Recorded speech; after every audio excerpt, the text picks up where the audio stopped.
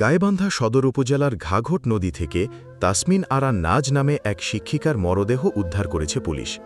মঙ্গলবার ১৬ সেপ্টেম্বর দুপুরে মরদেহটি উদ্ধার করা হয়। নিহত তাসমিন আরা নাজ গাইবান্ধা সদর উপজেলার পূর্ব কোমর নই মিয়াপাড়া এলাকার নাজির হোসেনের মেয়ে। তিনি গাইবান্ধা এনএইচ মডার্ন সরকারি প্রাথমিক বিদ্যালয়ের সহকারী শিক্ষিকা হিসেবে কর্মরত ছিলেন। ব্যক্তিগত জীবনে অবিবাহিত ছিলেন তিনি। স্থানীয়রা জানান, মঙ্গলবার ভোরে তিনি বাড়ি থেকে বের হন।